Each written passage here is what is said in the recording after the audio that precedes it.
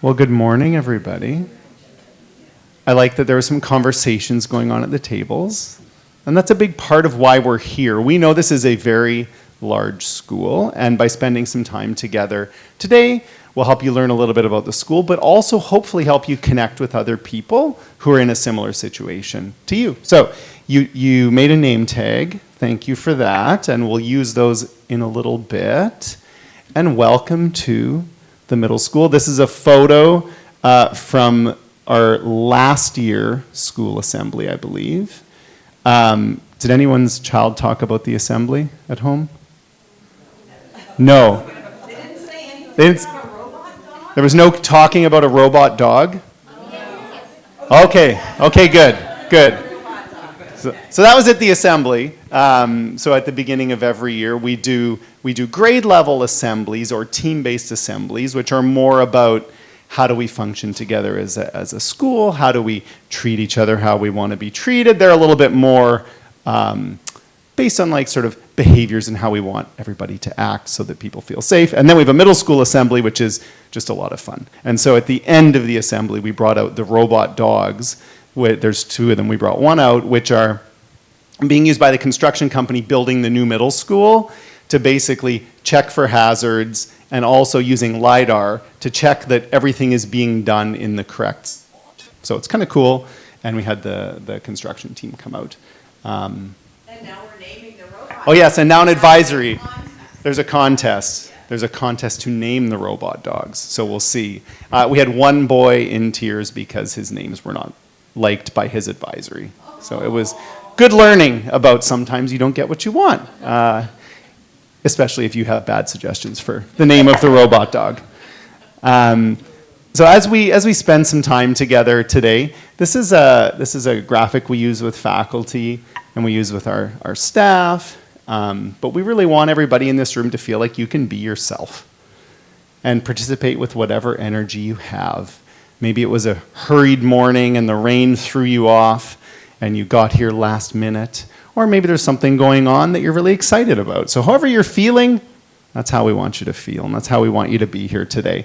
We want you to be open to different outcomes and diverse perspectives and really go through this thinking about like, what is something I can take away in action tonight, whether that's something you learn about the school or you learn about someone here, you make a friend, but try and take something away from our time together here. So our goal today is to nurture partnerships between you folks and us, and we'll introduce ourselves in a minute. And we know that this is the most important thing. Middle school is a super tricky time because your kids will stop talking to you. They will go through as much change between grade 6 and grade 8 as they do from when they are born until they're 2. And if you think of a newborn and you think of a 2-year-old, that's a massive change. Our kids will go through that same amount of change. And sure, some of it will be growing. You'll see them get taller. It's funny watching the 6th graders and the 8th graders because they are two different beasts. But a lot of that is internal, and a lot of that is them figuring out who they are. And part of that figuring out who they are is they start to separate from you. And they want to push back on you. And maybe some of you have or are experiencing this. And so keeping these lines of communication open are so important because you need to know what's going on and you need some support in engaging with your child, especially as they turn into a middle schooler. Anyone have a 7th grader? Okay. Well, good. Then I can say it and no one will get worried. But 7th grade is sort of the trough of human existence. It's 7th grade, and then 10th grade, there's a little dip as well. But I can say as a parent of 2 kids who've gone through this middle school, 7th grade was kind of awful. And it was nothing to do with the teachers. It was nothing to do with anything besides, like, it's tough being a middle schooler. So we have a great support team, and hopefully you'll feel like you can come to us and we can work together to make sure that your kids are feeling supported. You're also in the middle of a transition, even bigger than having a student who's going through puberty, but that is coming to a new school. And it's not a small school. But we think it's a good school. We like it. All right. So this is an example of an inclusion activity that your kids might do in advisory. And this is something that has a really low entry point. It's not a challenging task. And what it does is it gives everybody a chance to talk and share something about themselves with someone near them, but also build a little bit of self-awareness and a little bit of self-reflection. So we're actually going to do this. What you're going to do is take a look at all of the how are you feeling today sort of emojis, and you're going to pick one, and then you'll turn and talk to the people beside you. I think if I had to pick one today, I might be erring a little bit on the tired side. We had the school board retreat all weekend, so I was here Saturday and Sunday, and maybe didn't go to bed quite early enough last night. So I might pick tired, talk with my neighbor about that, and then your neighbor can turn and share with you how they're feeling. So we'll spend a couple minutes picking one of those feelings and explaining why you're feeling that way. And you can introduce yourself too if you haven't done that yet. All right. We'll give you a second to finish up. While you're doing that, here's a different version thereof. This is a more sophisticated version. It shows a spectrum of like level of pleasantness you feel, from like serene or cozy all the way down to like hopeless despair, but also the level of energy that you have. So actually today, this helps a little better than tired. For me, I'm probably sitting around here, feeling pretty grateful.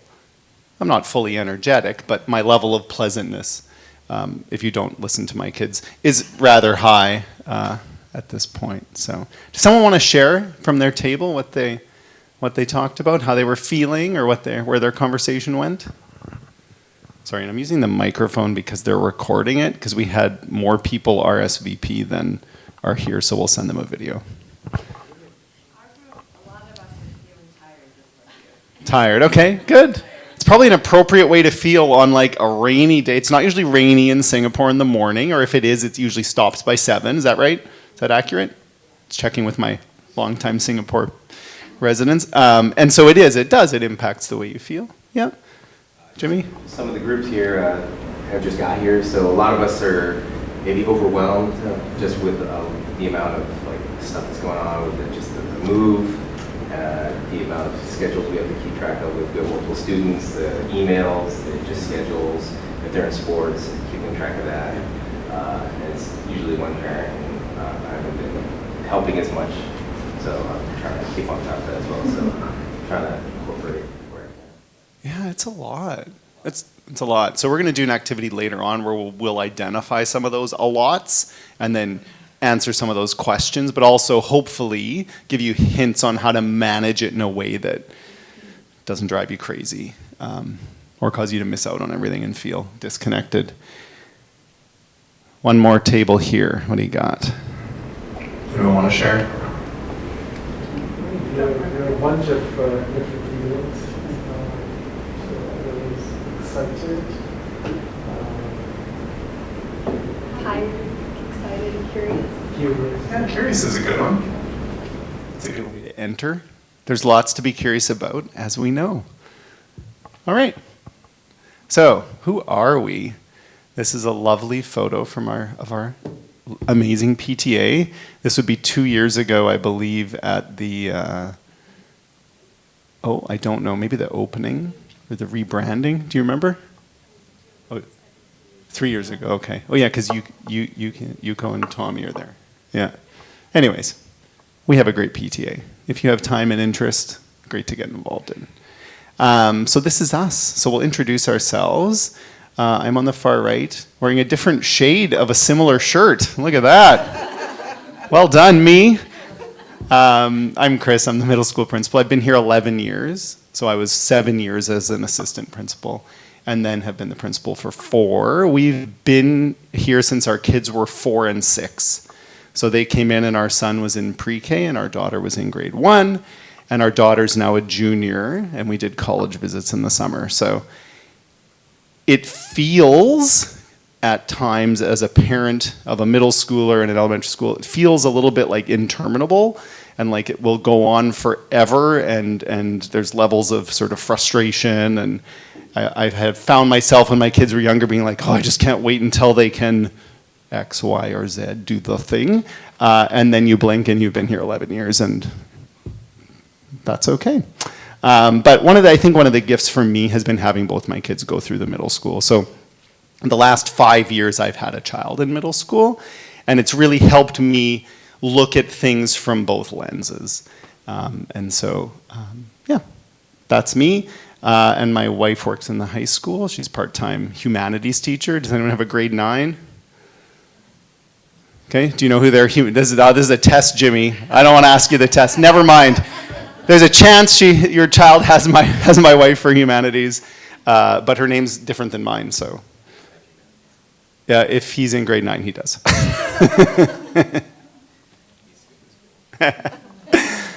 So that's me, and I have an amazing team of deputies, and I'll let them introduce themselves. Basically, we have a deputy assigned to each grade level. There's about 320 kids in each grade level, sort of 30 teachers, and so we have a deputy who works most closely with each grade level, whereas I work most closely with the deputies and the senior leadership team. So I'm going to pass it off. Margaret's going to go first. Yeah, sorry, I know it's a little weird because it's a really small group, but...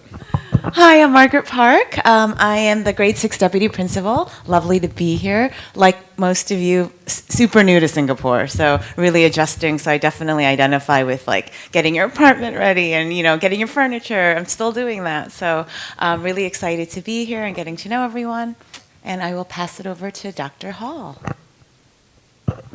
Hi, everybody. I'm Betsy Hall, and this is year 20 for me at SAS, and I started my teaching career back in 1996 in Northern Virginia, where I was an 8th grade English teacher in Fairfax County. And I then moved to Jakarta and taught in Jakarta for 4 years. I taught in Spain for 2 years, and now I've been here for 20. I cannot believe that has happened. This is the longest I've lived anywhere. I was a third culture kid. I graduated from high school in Jakarta back in 1988. So if you need to do the math, I'm 53, and where did the time go? I can't believe it. But what keeps me here is this community. I'm connected to grade 7 now. In SAS, I've served as a 6th grade English and social studies teacher for 5 years. For 5 years, I was an 8th grade English teacher. 5 years as an instructional coach, helping out all the middle school teachers, and now this is my 5th year as a deputy. And I've served as a deputy in grade 8 and now in grade 7, and I just feel so proud of our middle school and so grateful to be here. The kids are amazing, our families are amazing, our teachers are so hardworking and caring, and so I am just also grateful to be able to spend a little bit of time with you. But yes, I think I'm the old timer in the room. So if you've got questions, I might be able to answer them, but not necessarily, because even for old timers, we don't know everything. Now I'm going to hand it over to Ruth. Yeah, and I'm the in-house millennial as well. So my name's my name's Ruth. This is also my first year here, so as well, getting to know Singapore. I was living in Guangzhou, China for the past 8 years. Before that, Mexico, the United States, Nepal for a little while, and Shanghai was my very first international position years and years ago. So yeah, grade 8 deputy principal, and it was that community that brought me here, and I've just been completely overwhelmed by the attention to care for the individual student as well as for their advisory, for their grade level. So it's been amazing to see how this school takes a really, really massive structure and makes it small for us. And for the adults as well, I feel they've done a really good job with helping us connect. So very excited to work with this team. All right, so that's us. There's a few more people we'll introduce you to on paper. And last year, Tara in our office made this, because it's a really big school, and sometimes it's hard to know who people are and who to talk to. So we have some photos even of people on there. And at the bottom of the chart, you can sort of see for academic questions, you sort of start with the child's teacher and then move from there. And for well-being questions or just checking in on your child, you'd start sort of with the counselor and go from there. But in our office, when you walk in, Our office is on the main floor. There's 2 offices. One says counseling, one just says MS office. So if you're walking in the front, we're on the left. Tara will greet you. Tara also has the gift of being an SAS parent who has kids in multiple divisions. And so she actually is wonderful because she will likely know the answer to the question you have without having to bug any of us, which makes her amazing. Zana is my assistant who does our finances. She's been here longer than Betsy. Around the same time. Anyway, and she's wonderful.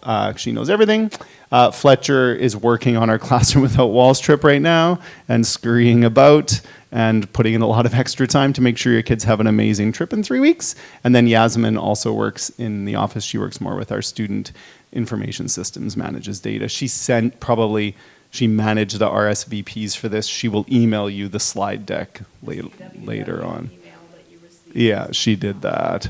But we have a super competent team, and I've never worked in a place with the capacity to have competent assistants.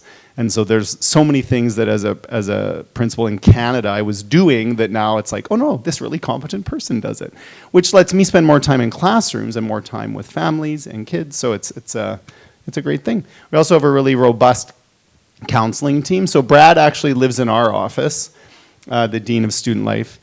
His office is next to mine. So he helps support kids who are struggling with making poor decisions, but generally also overseeing the student life program, making sure that we have things in place to support our kids, not at the sort of counselor level. We have 4 counselors, and their focus is primarily supporting a team. You can see that for Ben, he supports 8A and B, so depending on what side or what team your child is on. They'll either have Ben or Kirsten if they're in grade 8. And then if they're in grade 6, they'll have Jeanette or Kirsten. The reason we added this position 4 years ago now, 3 years ago, 4 years ago. We added it because the transitions are tricky. And so we used to just have 1 counselor per grade, but having a person who consistently knows the 5 to 6 transition and the 8 to 9 transition is actually really helpful for us. And so we added that position. It means there's a little bit of fragmentation in terms of if your child has Miss Perry in grade 6, they likely won't get her again until grade 8, but I think the trade-off is worth it. And then we also are lucky enough to have a school psychologist, Dr. Ashley Young. She's actually a clinical psychologist. I was very proud of stealing her out of the high-end private school in New York where she worked before. But she's fantastic and works with families who are trying to understand their kids better and helps us understand kids better. So she is fantastic as well.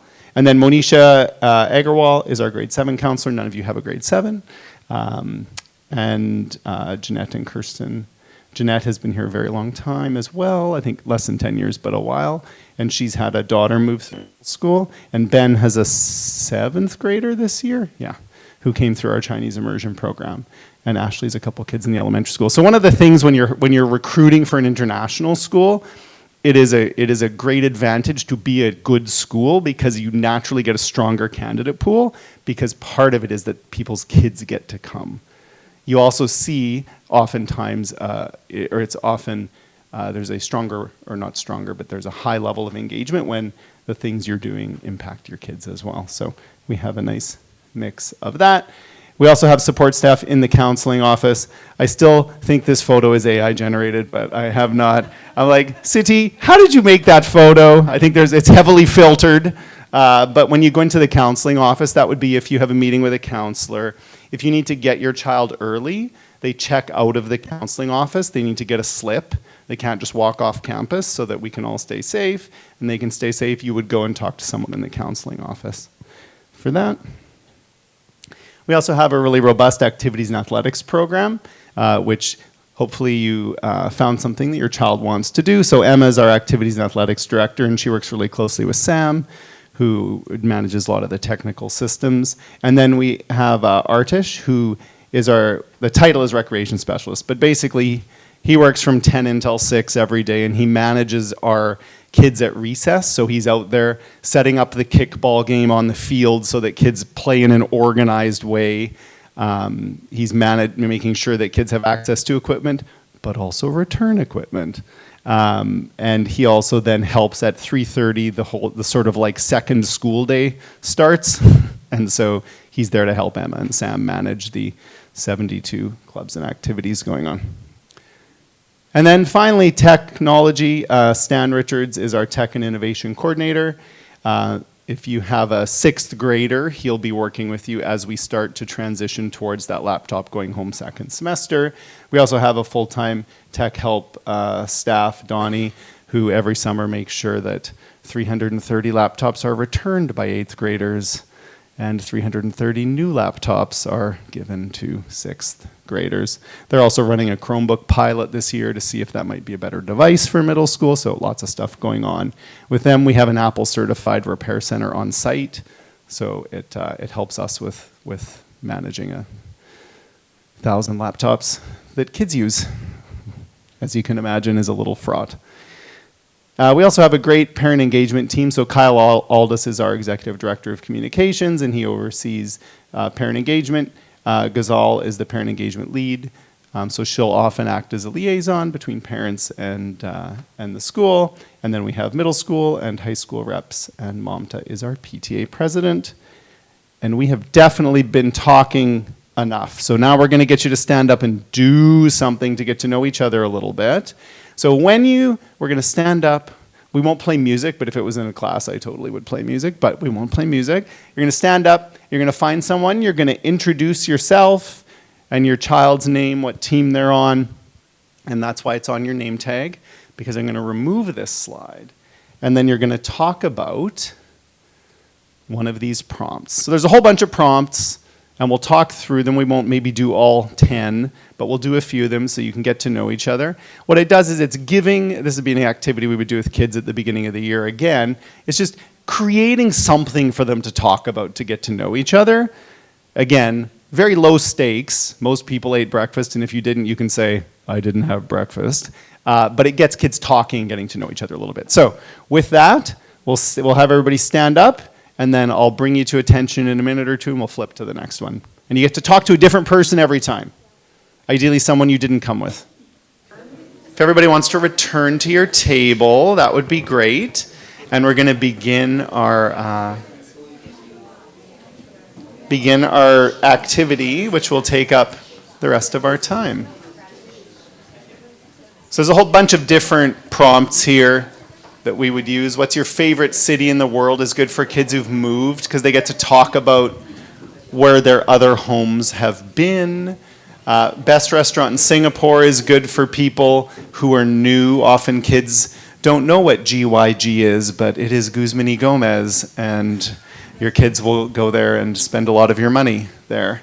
Coolest places in Singapore, another one where it's a big city, but it's also a busy city. And so I think even if you've lived here, like we always get onboarding new faculty, because you learn the places they've discovered that like I have since stopped looking for. And then what do you still want to learn? It's another one. But what's most important right now is, what are you wondering? What are the things we can help you understand in the next 45 minutes so that you leave here and you're like, that was not a total waste of my time. That was awesome. So the protocol we're going to do is just to basically take a sticky, and should be, I don't know if actually, there's not a ton, but we'll add some stickies. You can take a sticky, and we're going to ask you to write one question that you have per sticky. So don't put more than one question, because we're going to do something with them after. But if you want to just pass out a few stickies to each person, and we'll spend 2 minutes just generating questions that you have. And if you're like, I have way more than 2 minutes worth of questions, Chris, do not worry. People probably have similar questions, and generally they cluster into about 5 categories, which we'll then talk through. So we'll give you a couple minutes. I'll set a timer, independently generating some questions. Everyone feel like they got a few questions down? During the next part of the activity, if you have more questions, you can add them. But what we're going to do now is we're going to try and group those questions into common areas. So you're going to sort them on the chart paper, which is probably buried underneath all the other things. But you're going to sort them, ungroup them on the chart paper, and then you're going to try and label them with like the overarching theme. So my guess is there'll be a classroom without walls theme. There might be something about how do I support my kids in learning, maybe questions about tech. But it doesn't have to just be these 3 categories. It can be as many categories as your group comes up with.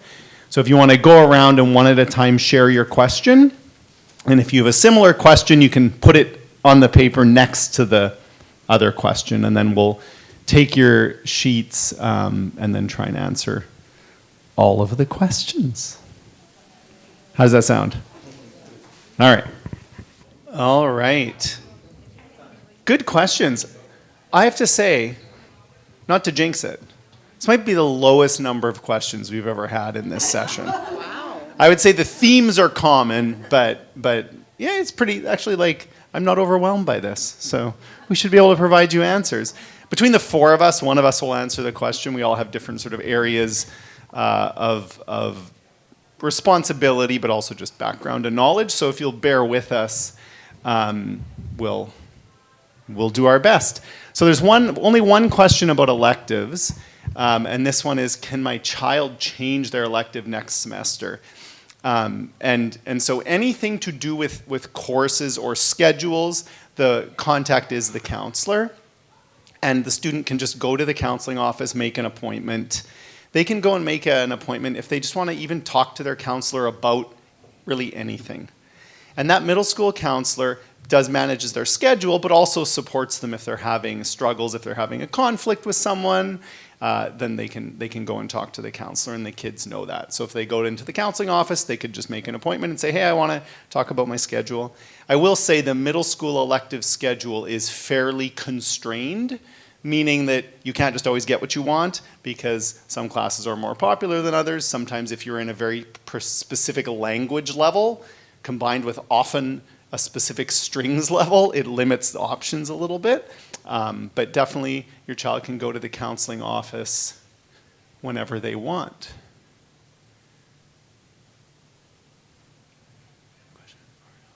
Oh, and I kind of just answered the counseling question. Often our counselors would spend a large part of their day talking with groups of kids who are struggling because of a social conflict. They'll get referred by teachers. They'll sometimes get referred by the recess supervisors. If there's sort of 2 or 3 kids aren't getting along, they'll often go. If they're stressed out, if they're feeling anxious, they can go and see the counselor. That's a very common way that the kids would engage with a counselor. Each of our teams, so like 6A, 7A, 8A, meets once a week to talk about the kids. And so they'll go through the students on their team and just, if a teacher's noticing something or wondering something, they'll bring it up to the team. So sometimes in those meetings, a student will come up who we're not seeing maybe connecting very well. And the counselor might then call that student to the counseling office just to do a check-in to say, hey, how are you adjusting to 8th grade? How are things going? So it's not just a self-referral. Often the counselors will pull kids in that have been identified by teachers as maybe needing someone to check in with them. So that's sort of electives in counseling. Does that answer questions around that? Feels okay? All right. You got one you want to tackle, Betsy? Actually, there's these CWW ones, because CWW is coming right up, right? It's 2 weeks away. And I see one of the questions is, do we need to submit a lunch order for CWW? And I think I saw who wrote this down. I think they're a 6th grade parent. And so basically, your answer to all things CWW will be found on the CWW landing page on the school website. So I think Chris is going to find it right now. And the answer to, do you need to submit a lunch order, is that for 6th grade, there'll be one day that they're on campus, and it'll depend on the team. But if you go to I'm going to model your process at home. Okay, when you have this perfect. question. So you're going to go to eNews. It's one of the 2 places, but I know that this is in eNews because it's coming up. So then at the top here, if you only have a child in a certain division, you can actually click on it and it will take you right to middle school. It's this funny looking guy here. But below that, there's CWW information here. And so if you click on read more, it will then take you to there's a link to the landing page. So all of your, does the link work? That's the question. Oh my gosh. Should. It's not taking me there. That's so embarrassing. I do not know why that link is Yeah. not working. Interesting. Oh, weird. Oh, it might have, oh no, it's linked to this, so the link is wrong. Okay, sorry. Bad example. Ruth's going to email someone right now on her computer to fix this.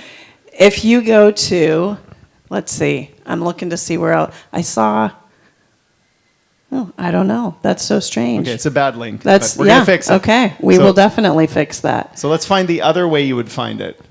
So the other way you would find it is you would go to your SAS portal. You had to use this when you were like signing up and whatnot.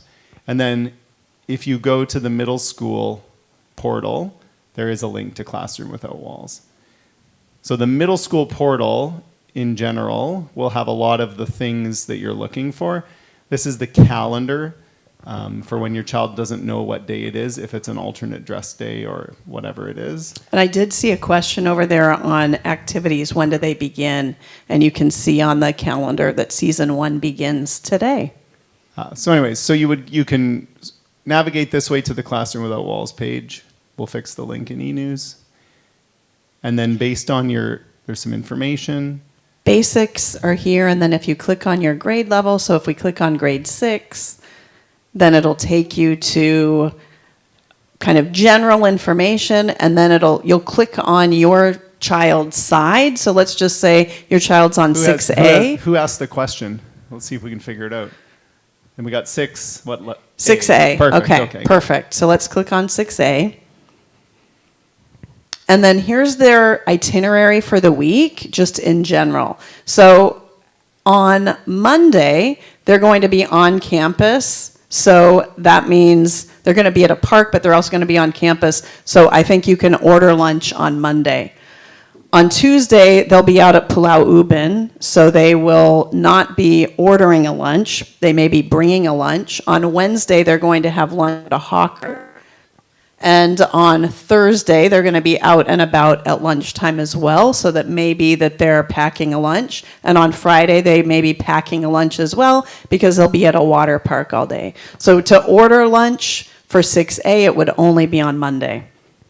But you can see it's a rotation. If you look at 6B, their rotation is different. So they go to 6B Palau. will be on campus on Thursday. So they'll want to order lunch on campus on Thursday. Does that make sense?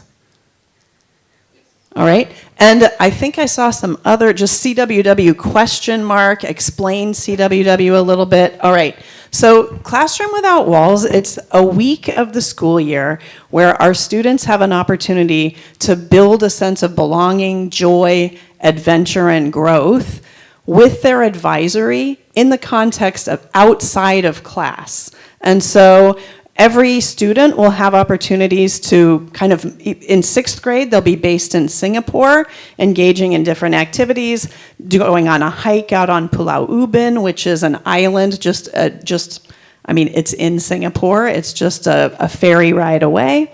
They'll be going bowling. They'll be going to a water park, and they'll be doing activities that help them get to build connections with one another.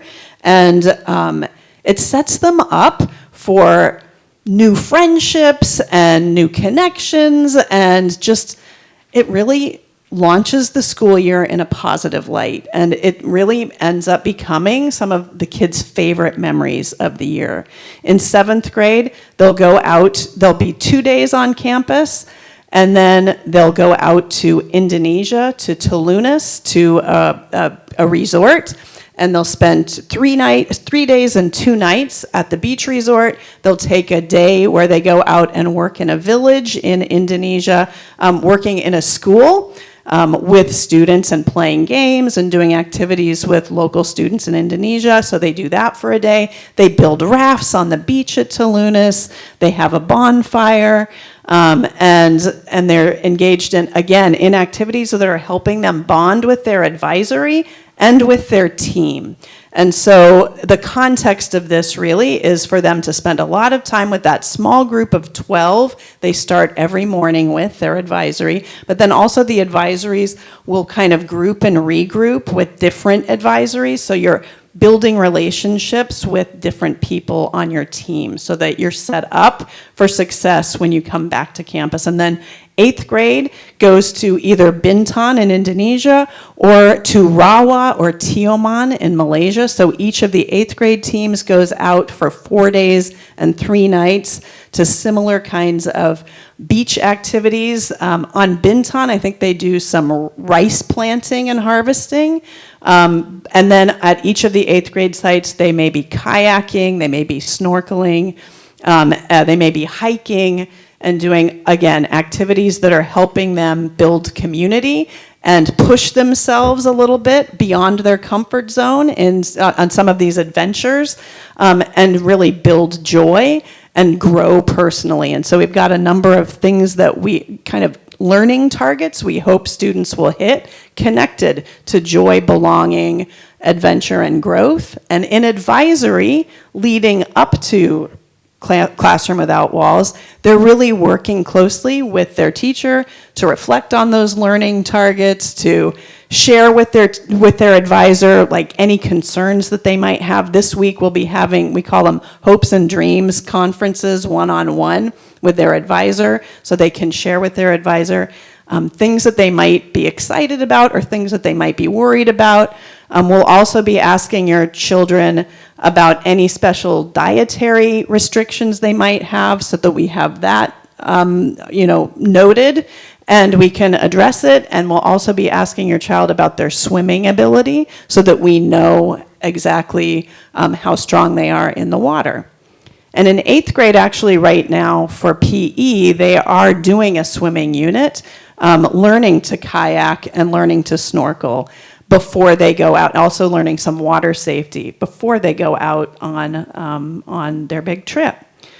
So it's really an amazing week. Our kids love it. It is exhausting for the teachers, I think, but it's really time well spent. And the kids will come away, these memories will stick with them for the rest of their lives, and it'll be a big highlight of their middle school career. I mean, that was just kind of a general summary. What else are you wondering specifically about CWW? Safety. Yes, what about it? We are very, we did a whole safety review last year. We hired a consultant last year who came in and looked at our programming, made recommendations. Yeah.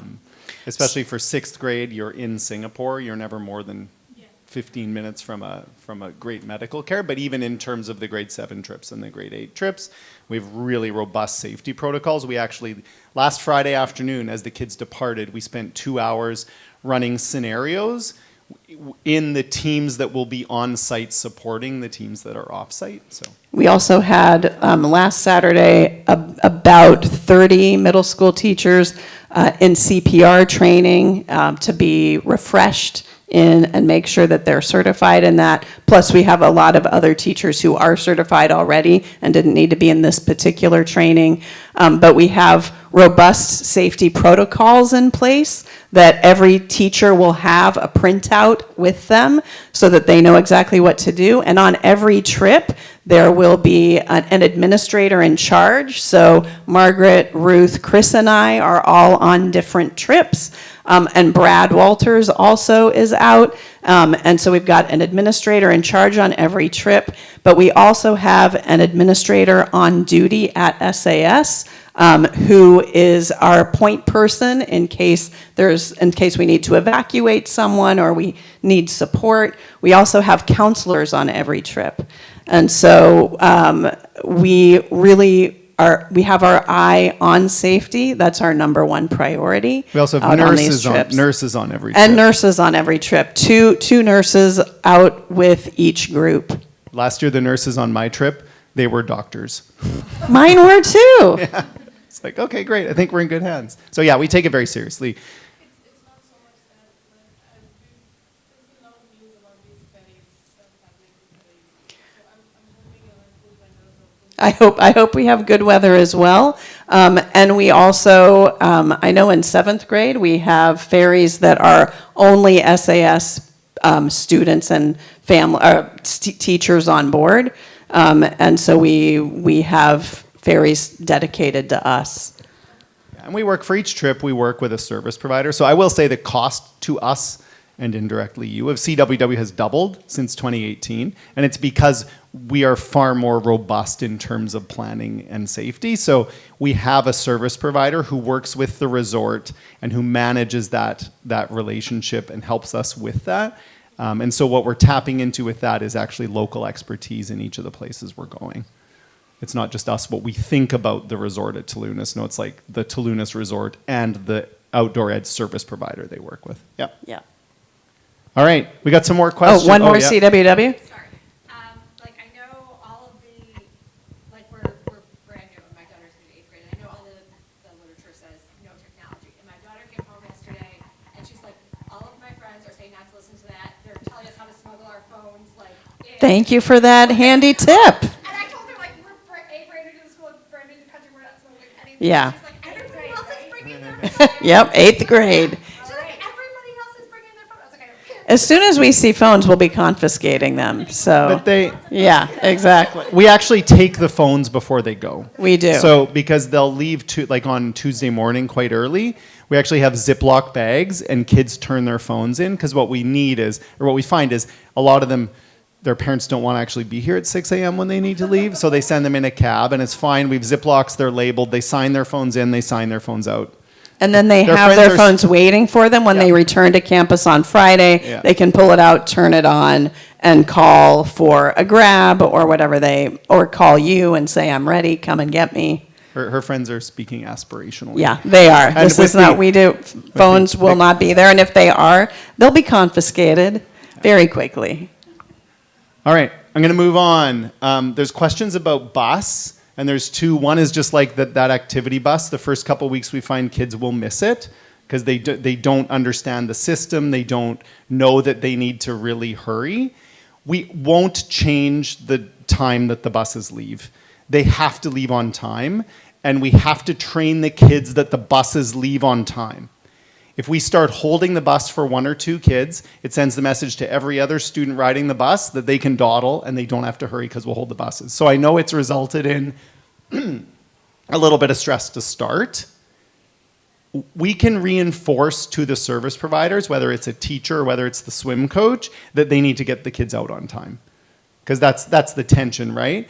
I'm here regularly at 6:15 when those buses go, and there are kids like they are booting it. They are running and they know those buses will go, but there's also people with mega like bullhorns being like, the buses are going, get moving. So I'm happy to work with Emma just to reinforce that 6 o'clock is sharp.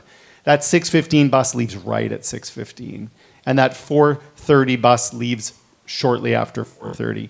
One of the things that was mentioned here as well is that the kids don't, the 4:30 bus used to pick up in front of the middle school and it doesn't now. So when we first opened the elementary school, we maintained the old bus timing, bus pickup. So it is a little bit more of a walk, and that's also one of the adjustments, is like the walk from the 50-meter pool to the bus is further than it used to be. So so we can reinforce to the people providing the activities to get them out on time, but also for the kids, especially middle schoolers, like we're in the foyer at 3:05 being like, get going, you don't have time to stop for food, get on that bus. The longer those buses delay, the longer until your kids are at home. And the way that traffic works in Singapore, a 5-minute wait can turn into a 10-minute delay. So we really do push to have them on time. The reason they don't pick up in front of the middle school, someone wrote up there like, why don't they pick up in front of the middle school? Is because it opens it to car traffic. And the feedback from parents has been that it's super frustrating to pick your child up by car. And so one of the key drivers of this whole campus upgrade was to split car traffic and bus traffic. So the bus traffic is only in the am I pointing the right way? Yes, Yeah. the west gate, and the cars can come in the front. But as soon as you start putting buses in with the cars can't get on at all, and it actually really raises the risk to students. So when we were doing the pickup in front of the middle school, we had to have someone literally standing, holding kids back. because they would just run across when they saw their parents' car, and there were other buses coming through blocking the view. So now that it's separate, that's sort of the thinking behind it. But there are kids at the beginning of the year especially who will miss the bus, and then they learn some resilience, and hopefully they know that they can come and get help. But that was bus. Okay, some good questions about student progress. Will teachers reach out to parents if their child is struggling in class, aside from parent-teacher conferences? And the answer is yes, they should be. But there's another question here on how do we know as a parent, how our kid is doing in school on a somewhat regular basis. You want to talk about? Yeah, so in eNews this Friday, there's going to be information on the 2 tech platforms that your student or you will interface with. So the first is Google Classroom, which is our learning management system. It's like what they're doing will live in Google Classroom. You do not have a login. That's by design. Your child should be learning to manage that. And what we don't want is you to erode trust by going in and snooping on your child and being like, in Spanish, you were supposed to do this and you didn't. We don't want that. We want to build independence and want you to maintain that strong relationship with your child. So that's a Google Classroom. There's a 15-minute video about Google Classroom going in eNews this week. So you don't need to know now. The other one is Power School, and that's how kids are doing. So that's their grades. Again, I've recorded about a 15-minute video walking you through Power School. Not just the technical side, but like how to engage your child with it in a way that doesn't result in them never talking to you again. You are making decisions with engaging with your child right now that are going to really dramatically impact the rest of their schooling experience. And so you want to really be calm and ask questions. So in that video, I even have some sample questions you can ask as you look at Power School. It opens on Friday. It's not going to be updated daily. And actually, if Stan was here, he would tell the story about the parent whose Power School access he removed because they were checking it so obsessively and then bugging their kid about it. And so he's like, you no longer have that right. They were checking like 100 times a week, which is wild. So it'll be updated every couple of weeks. Our recommendation is kind of like once a month, look at it. Or every Friday if you want, look at it. But don't expect that a whole bunch of things are going to change because we're not giving kids a test every day. We're hoping for deeper learning, longer term things that they're working on. I'll talk in that video about formative versus summative feedback, but I don't want to do the whole video right now. But basically, this Friday in eNews, you'll get a bunch of information that you can figure out how to support your child in terms of what and how they're doing. Also a question here about the 8-9 transition, which I can talk about a little bit. There's a robust transition process. And so it'll start in the second semester early on. And you all, 8th grade parents, will be invited to a meeting with high school counselors who will walk you through the process for registering your child for high school classes. But also the high school guidance counselors come down to 8th grade advisories, and they will meet with each advisory to share with everybody what the differences are between high school and middle school, and also what the course offerings are and conversations that they should be having at home. So those advisors those counselors are meeting with 8th grade advisories around the same time that the parents are learning about the transition process. And then there are a lot of small events that happen. So for example, there's an elective fair before kids are signing up for their high school classes, where a bunch of high school students come to the middle school and sit at different tables connected to different elective opportunities 9th graders will have. And so our 8th graders can ask questions. They can also sign up for one-on-one meetings with high school guidance counselors. And so it's a very robust process to make sure that students are ready to transition to 9th grade. And 9th grade mirrors some of the structures of 8th grade. So in 9th grade, your child will be part of a team of teachers who teach English, social studies, humanities, science, and math. And it's that sharing of kids. So there's a common experience. All of their humanities classes, their science, it's all in the same area of the high school, so it's less overwhelming.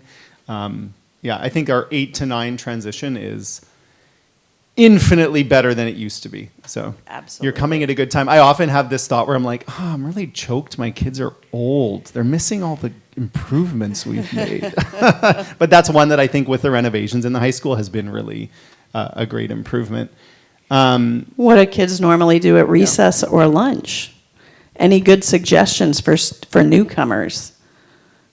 So in terms of recess and lunch, they're not regulated. Like in elementary school here, it's very regimented where they go and what they do. Here, they have 40 minutes, they can come get their lunch, or if they're getting a snack, they can get that.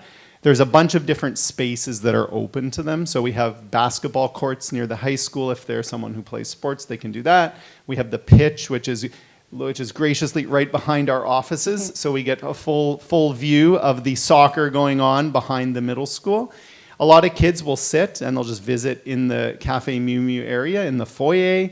Other kids will go if they want a little more quiet. It's called the Friendship Garden, but there's an area behind the counseling office near 7th and 8th grade. Sometimes they'll sit there. But I think and then there's also on the fire lane, there's a whole bunch of different sports going on. And there was a question there about sort of connecting, like how do they meet other people and how do they figure out who likes the things they like? And that is tricky. And so part of it is our job in advisory to make sure that kids are getting a chance to talk and get to know each other. Another big part is the whole other 5 sticky notes of activities where your kids, if they have something they're interested in or if they want to find something they're interested in, they will find students with similar interests. If you're in the Dungeons and Dragons club, you're with other kids who like Dungeons and Dragons. If you're in the chess club, you found all the kids who like chess. And so we really encourage in middle school, you don't have to be an expert at anything. You don't have to have done it before. It really is a time for kids to explore and see what they might like. They might go to Model United Nations and love it and meet 10 kids who are great.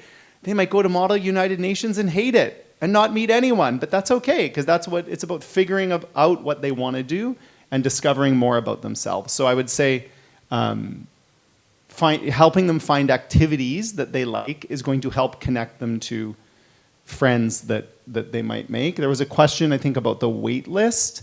The wait list now should be almost all cleared off. Like Emma and Sam had surgery and has been out for 2 weeks. So we're a little slower than usual on the activities office, but they should have reached out to you if there's a spot. If there isn't a spot, I would just look and see if there's signups every season. So even if a club like Art Club is year long, there's a new sign up in November and then a new sign up again in March. Because as the sports change, because sports only run through one season, you'll have kids who were in art club semester 1 and then semester 2 they play basketball. So they're not in art club. So there should be a spot throughout the year for your child in one of those activities. Does that answer the question? Oh, maybe it wasn't your question. You just nodded. Whoever asked that question, does that cover the activities? Okay, what else is there? There was a question about, is there any interaction with other houses or grades? And I would say that, so typically, like our elective classes are all by grade, our core classes are all by grade, lunch is by grade, break is by grade. But there are some opportunities for some cross-pollination across grades. So in advisory, about once a quarter, we'll do belonging days where different advisories will connect, sometimes within their grade level, sometimes across grade levels, and come together to play games and build community. And so in advisory, some of these cross-pollinations will happen.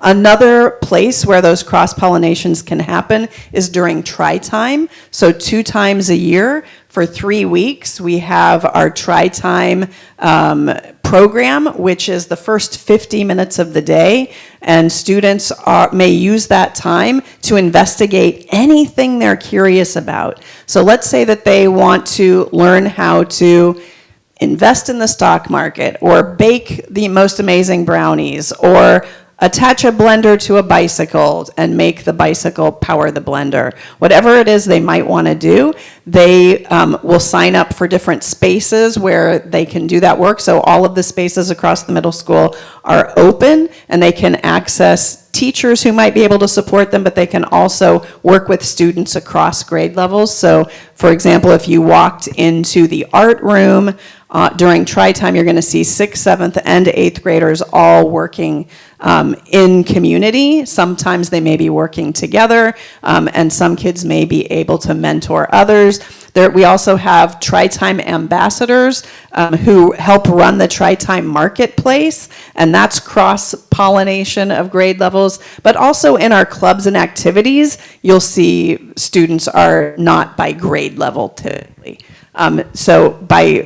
When I think of clubs and activities, they'll be able to interact with students across grade levels. I'm thinking of our peer support, or our peer council. Peer support is what it's called up in high school. Peer council is an opportunity for 6th and 7th and 8th graders to all lead different activities, community building activities. So we've had one assembly so far this year, and we ran it, the teachers ran it, but the assemblies from here on out are run by peer council. And so students will be the ones who have the microphone in their hand, and they're organizing the games, and that's grades 6, 7, and 8. So there are a number of opportunities for kids to work together across grade levels. Yeah, it's tricky. We run 3 different schedules, basically 1 per grade, and so there isn't a lot of natural things, but we work hard to give kids that chance to sort of connect and feel part of the bigger collective. I know it's 11:30, and then I'm holding you long, so it's like almost like you're the bad class that has to stay late. Just kidding. I have 2 questions I'm going to answer really quickly, and then we'll let those of you go that need to go, and then we can stick around a little bit. First one is, any tips on understanding MAP scores? So when you get your MAP score results, it always comes with a guide for interpreting. I would say that MAP scores are one piece of information about your child, and really for us, they're one of many pieces, because we also have daily assessment that's going on in classrooms. So it is one piece, and you'll get information about how to interpret those scores and what they mean. You could also reach out to your child's counselor and be like, hey, I don't understand this. Explain to me, and they would walk you through it. The other one is, this is a good, I'm going to read the whole thing because I think it's a very middle school question. My child is in grade 8. He doesn't share much with us. Developmentally appropriate and super annoying, yes. So we'd like to know how to better support his transition to high school. Should we take a step back and just trust that the school will guide him? So I think, first of all, often parents will come and they'll be like, how do I get my kid ready for 6th grade? Or how do I get my kid ready for 9th grade? And I think the common sense understanding is, I've got to push my kid to do more, and I've got to push them to do higher level work. I think that's sort of, as parents who love our kids, that is what we feel. And it's actually not what we need. If you follow that logic the whole way through, we would be trying to teach kindergartners to do calculus. And they are not developmentally ready for it yet. So we have a program that is built to give kids that right developmental level of challenge and preparedness. So an example of what that looks like would be Classroom Without Walls, grade 8, 4 days, 3 nights. When they go to grade 9, the next step of that is interim semester, where in my daughter's grade 9, she went to the Philippines for 8 days and 7 nights. And so there's that continued level of responsibility, that level of push and support. So what you can do to help your child with the transition is just let them do grade 8. We've got this. Now the second question is trickier. Should we take a step back and just trust that the school will guide him? And the answer is yes and no, because you know your child best. Both of my kids, very little guidance. But that's also who they are. My daughter, like 0 guidance, like -10 guidance. My son, probably a little bit more. They don't want to listen to me anyway. We didn't necessarily try. But depending on your child and where they're at and what their strengths are, you may need to be a little bit more hands-on. The danger of being a little bit more hands-on is you're going to get attitude, you're going to get silence, you're going to get resentment, you're going to get all of those things which don't feel very good as a parent. So that's the trade-off. I think that in middle school, you have a great opportunity to leverage the words of their teachers and the words of their counselors. As the middle school principal, my kids would argue with me about things. I would say, no, this is what's happening. I am the principal. And they would be like, Dad, you're wrong. That's not true. And then like a week later, they would come back and be like, oh yeah, maybe you were right. And I was right. They don't want to listen to you. And it's not because they don't love you. It's not because they don't think you're a great parent. It's because they're biologically wired not to listen to you because they are questioning everything. They want to be independent people. They just don't have the skills yet. We had, many years ago, a brain researcher named John Medina come to SAS. And I had the opportunity to go for dinner with him. There were a few of us who went for dinner with him after. And he described the adolescent brain in a way that helped me understand why they are like they are. So he said, go back in time to when the world was full of nomadic people. People were moving around, they were hunting and gathering, they were always on the move. And when young people hit the age that they could procreate, that they could make more people, you didn't want them to do it with anyone in the tribe because it was bad for the gene pool. And so you didn't want your young people, you actually wanted them to be so miserable and cranky that they got kicked out. Because then they would go somewhere else and they would find someone who's not their family, and then they would go and they would make more people there. But it helped me understand why there's this level of prickliness in a middle schooler. He's like, it's not deficient. It doesn't mean they're bad or they're wrong. He's like, it's really deep biological wiring that as they go through puberty, they're going to be cantankerous. They're going to argue with you. They're going to do all the things that are really, make them really hard to manage. And it's not that they don't love you. It's biology. And actually, you want them to be pushing those boundaries. You want them to be taking risks when they're still in your house. You want them to fail when they're still in your house. You especially want them to fail in middle school where there's no transcript. Because what you don't want is to have removed every bump in the road for your child and made life so easy that when they're 19 and they're in university, they have a little bit of adversity and they fall apart. And all that's really easy to say and hard to do. But to the question of what do I need to do? In some cases, most of the cases, yeah, you just got to get out of the way and not take it personally when they grunt at you or scream at you. It's not a very inspirational answer, but it's sort of how it is. Okay, I've talked enough. We will stick around for any individual questions for a few minutes. But I know that you're also checking your watches because it is 11:30. We said we'd leave you alone. So thank you so much for coming. We really appreciate it, and we'll stick around if you have any questions.